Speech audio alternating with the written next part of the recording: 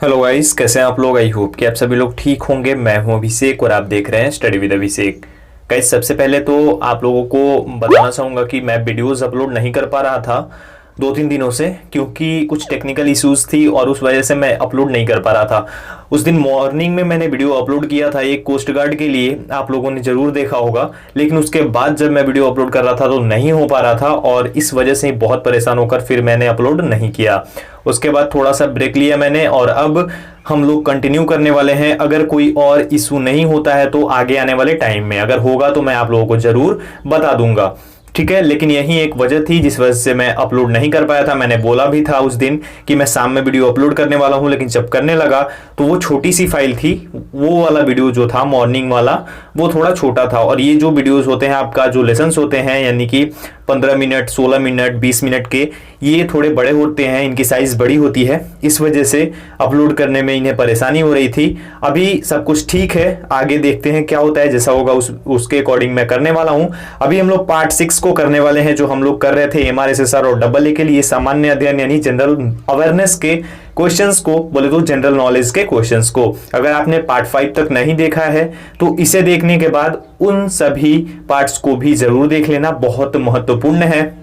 और जो लोग वेट कर रहे थे उनको सॉरी बोलना चाहूंगा कि मैंने आप लोगों को वेट करवाया, लेकिन थोड़ा सा अब क्या कर सकते हैं, मेरी भी गलती नहीं थी यहाँ पे और आप लोगों की भी गलती नहीं थी। चलिए तो अभी शुरू करेंगे। जैसा कि मैं हमेशा बोलता हूं, आप लोगों से बताता हूं आप लोगों को कि जब भी आप लोग ये देखो वीडियो तो आप सबसे पहले अपना आंसर देख लो। देखिए मैं बताता हूं आगे चल के क्वेश्चंस पे ही।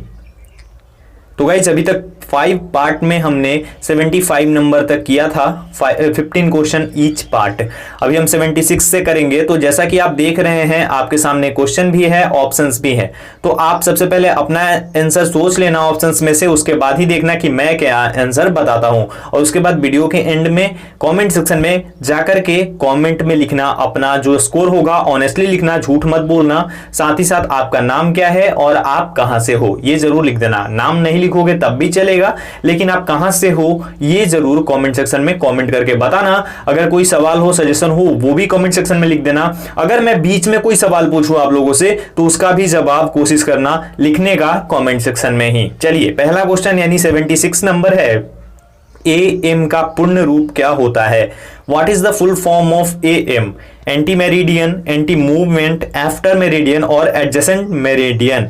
राइट आंसर हो जाएगा इसके लिए गाइज ऑप्शन नंबर ए यानी एंटी मेरिडियन। एंटी मेरिडियन होता है इसका मतलब। अब इसके बारे में देखिए, एंटी मेरिडियन और प्राइम मेरिडियन सुना होगा दोनों आपने। ये AM है इसका मतलब, और प्राइम मेरिडियन, ये दोनों समय की माप के लिए, समय सीमा के लिए ये निर्धारित किया गया है और इससे समय का पता चलता है।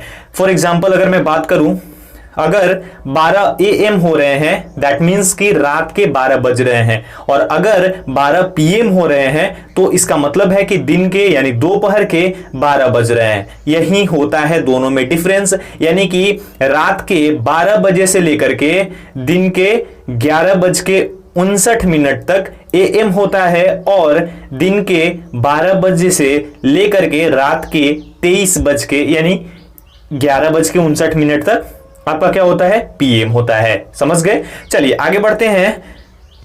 मानचित्र व लेखा कौन बनाता है? Who makes maps and accounts? Radiographer, cartographer, seismographer और इनमें से कोई नहीं। राइट आंसर हो जाएगा गाइस ऑप्शन नंबर बी यानी कि कार्टोग्राफर बोलते हैं जो लोग मानचित्र तैयार करते हैं। ठीक है, मानचित्र के लिए कार्टोग्राफर बोलते हैं, कार्टोग्राफी बोलते हैं मानचित्र कला को। क्या बोलते हैं? कार्टोग्राफी। तो ये कार्टोग्राफर बोला जाता है जो भी लोग मानचित्र व लेखा तैयार करते हैं। तो आगे बढ़ते हैं हम 78 नंबर की ओर। स्टेथोस्कोप का आविष्कार किसने किया था? Who invented the stethoscope? René Laennec, Daniel Fahrenheit, Gutenberg और कन्फ्यूशियस। राइट आंसर हो जाएगा गाइस ऑप्शन नंबर ए यानी कि रेने लिनैक। रेने लिनैक ने ये इसका आविष्कार किया था स्टेथोस्कोप का। Renee लिनेक invented the stethoscope. अच्छा, ये फ्रांस के थे रेने लिनेक और इन्होंने 1916 में इसका आविष्कार किया था। 1916 में रेने लिनेक ने, जो कि फ्रांस के थे, स्टेथोस्कोप का आविष्कार किया था। कमेंट सेक्शन में कमेंट करके बताना स्टेथोस्कोप को आप लोग समझते हो या फिर नहीं समझते हो। आई होप कि आप लोग समझते होंगे स्टेथोस्कोप किसे बोलते हैं। आगे बढ़ते हैं हम नेक्स्ट क्वेश्चन की ओर। 79 नंबर है कि पहला हृदय प्रत्यारोपण किसने किया? Who did the first heart transplant? Alexander Fleming, Roentgen, doctor Christiaan Barnard और एरिस्टोटल। राइट आंसर हो जाएगा गाइज ऑप्शन नंबर सी, यानी कि डॉक्टर क्रिश्चियन बर्नार्ड ने पहला हृदय प्रत्यारोपण किया था। फर्स्ट हार्ट ट्रांसप्लांट किया था डॉक्टर क्रिश्चियन बर्नार्ड ने, और ये साउथ अफ्रीकन थे, साउथ अफ्रीका के थे डॉक्टर क्रिश्चियन बर्नार्ड। इन्होंने 3 दिसंबर 1967 में ये कारनामा किया था, यानी प्रथम हृदय प्रत्यारोपण किया था। 3 दिसंबर 1967 में South African doctor Christiaan Barnard ने ये किया था। कहां पे? Groote Schuur hospital Cape Town. Groote Schuur hospital Cape Town, जो कि साउथ अफ्रीका की राजधानी भी है, वहां पे किया था डॉक्टर क्रिश्चियन बर्नार्ड ने इस हॉस्पिटल में। ग्रूट स्कूर हॉस्पिटल का नाम था। 3 दिसंबर 1967 को किया था। 80 नंबर है, किसे नर्मदा बचाओ आंदोलन के लिए जाना जाता है? Who is known for the Narmada बचाओ आंदोलन? पार्वती देवी, मेधा पाटकर, रमाबाई और गौरा देवी। राइट आंसर हो जाएगा ऑप्शन नंबर बी, यानी कि मेधा पाटकर को जाना जाता है नर्मदा बचाओ आंदोलन के लिए। नर्मदा नदी के बचाव के लिए आंदोलन शुरुआत की थी मेधा पाटकर ने, तो उन्हें ही नर्मदा बचाओ आंदोलन के लिए जाना जाता है। और ये शुरुआत हुई थी 1989 में। 1989 में ये हुआ था आंदोलन, क्या? नर्मदा बचाओ आंदोलन। आगे बढ़ते हैं। जीव जंतुओं पर आधारित कहानी जो कुछ शिक्षा देती है उसे कहते हैं। The story based on biological creatures called that. Simile, epic, लघु काव्य, short poetry, fable. Right answer इसके लिए आप लोगों को कमेंट सेक्शन में कमेंट करके बताना है। अगर आपने पहले से वीडियोस को फॉलो किया होगा तो इसका राइट आंसर आप इजीली दे दोगे, अगर नहीं किया होगा तो नहीं दे पाओगे। आई होप कि आप में से बहुत सारे लोग जो हैं पहले से जुड़े हुए, वो लोग कमेंट करके जरूर बताएं, क्योंकि मैं कई बार इस क्वेश्चन को करवा चुका हूं। तो कमेंट सेक्शन में कमेंट करके अपना आंसर जरूर बताना। आगे बढ़ते हैं। बांदीपुर राष्ट्रीय अभयारण्य किस राज्य में स्थित है? Bandipur national reserve is located in which state? Tamil Nadu, Uttar Pradesh, Karnataka और मध्य प्रदेश। राइट आंसर हो जाएगा ऑप्शन नंबर सी, यानी कि कर्नाटक। कर्नाटक में बांदीपुर नेशनल रिजर्व यानी बांदीपुर राष्ट्रीय अभयारण्य स्थित है। इसके बारे में अगर हम बात करें तो ये इसका जो टोटल क्षेत्रफल है वो 874.2 किलोमीटर स्क्वायर है, वर्ग किलोमीटर। 874.2 वर्ग किलोमीटर इसका टोटल क्षेत्रफल है। यह भारत का सबसे बड़ा जीवमंडल रिजर्व बनाता है, जिसे हम क्या बोलते हैं? Biosphere reserve. बायोस्फीयर रिजर्व को हिंदी में जीवमंडल रिजर्व बोलते हैं, और यह भारत का सबसे बड़ा जीवमंडल रिजर्व बनाता है, जिसका नाम क्या है? नीलगिरी जीवमंडल रिजर्व। क्या है? नीलगिरी जीवमंडल रिजर्व कर्नाटक में स्थित है। बांदीपुर राष्ट्रीय अभयारण्य, इसकी टोटल जो क्षेत्रफल है वो 874.2 किलोमीटर स्क्वायर है, और ये भारत का सबसे बड़ा जीवमंडल रिजर्व यानी बायोस्फीयर रिजर्व बनाता है, और उसका नाम है नीलगिरी जीवमंडल रिजर्व। चलिए आगे बढ़ते हैं हम। 83 नंबर, गांधी जी ने 1919 में सत्याग्रह आंदोलन किसके विरोध में शुरू किया? In what way did Gandhi ji launch the satyagraha movement in 1919?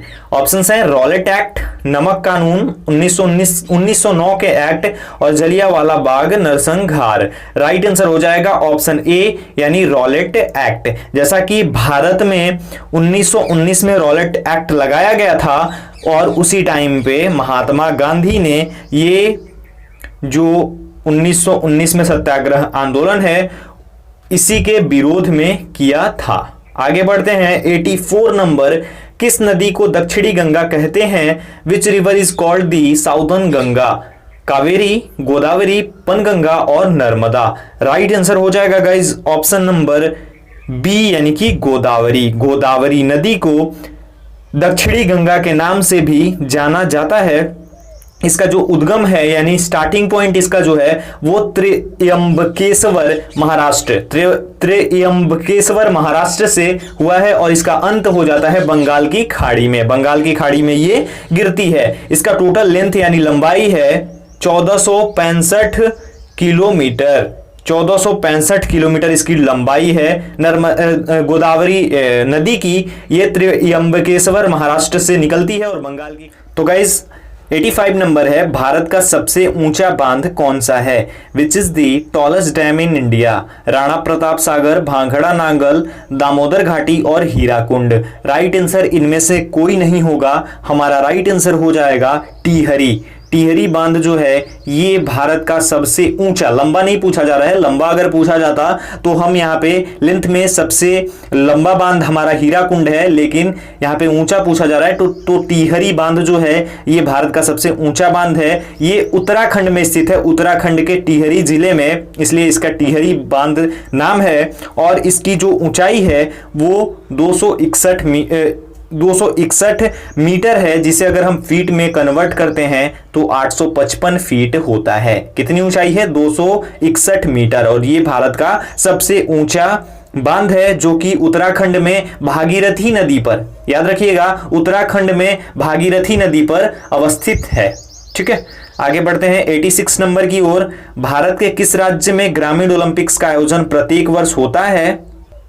Which state of India is organizing rural Olympic every year? Himachal Pradesh, Punjab, Haryana और उत्तर प्रदेश। राइट आंसर हो जाएगा ऑप्शन सी यानी हरियाणा। भारत का हरियाणा राज्य ग्रामीण ओलंपिक्स का प्रत्येक वर्ष आयोजन करता है अपने राज्य में। 87 नंबर है, क्षेत्रफल की दृष्टि से भारत का विश्व में कौन सा स्थान है? What is the position of India in terms of area?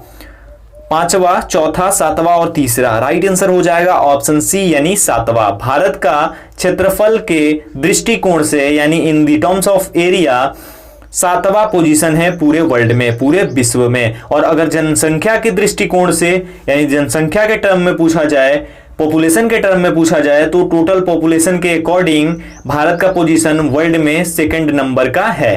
पहले नंबर पर चाइना है और सेकंड नंबर पर इंडिया है इन टर्म्स ऑफ पॉपुलेशन। और in terms of area Bharat 7वें नंबर पर है, पहले नंबर पर रसिया है। पहले नंबर पर कौन है? रूस, यानी रसिया पहले नंबर पर आता है इन टर्म्स ऑफ एरिया। और in terms of population China first position पे आता है। आगे बढ़ते हैं 2011 की जनगणना के अनुसार भारत में साक्षरता दर क्या है? According to the 2011 census what is literacy rate in India? 73, 74.8%, 71.06% और 77.18%। राइट आंसर हो जाएगा ऑप्शन बी यानी 74.8% के आसपास 2011 की जनगणना के अनुसार भारत की साक्षरता दर है। According to the 2011 census the literacy rate in India is 74.8%। अगर इसमें हम बात करें पुरुष और महिला यानी मेन और वीमेन के लिए, तो मेन के लिए है टोटल 82.14% और विमेन के लिए यानी औरतों के लिए, महिलाओं के लिए 65.46%। ये 2011 की जनगणना के अनुसार है। ठीक है, 89 नंबर, भारत में उच्च न्यायालय की संख्या कितनी है? How many high courts are there in India? 23, 25, 21 और 26। राइट आंसर ऑप्शन बी यानी 25। टोटल 25 हाई कोर्ट हैं भारत में अभी वर्तमान में। और सबसे नया जो अभी सबसे लास्ट में बना है वो आंध्र प्रदेश में बना है 25वां हाई कोर्ट यानी 25वां उच्च न्यायालय। 90 नंबर है हमारा, भारत का दक्षिणतम बिंदु कहाँ है? Where is the southernmost point of India?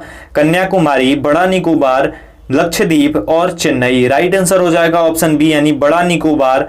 या फिर अंडमान निकोबार द्वीप समूह हम बोलते हैं, वो उसे ही हम भारत का दक्षिणतम बिंदु बोलते हैं, southern most point of India, जिसे हम इंदिरा पॉइंट के नाम से भी जानते हैं, जो कि ग्रेट निकोबार, निकोबार के ग्रेट निकोबार में लक्ष्मी नगर पंचायत के अंतर्गत आता है। और ये ओपन हुआ था 30 अप्रैल 1972 में, 30 अप्रैल 1972 में इसे ओपन किया गया था।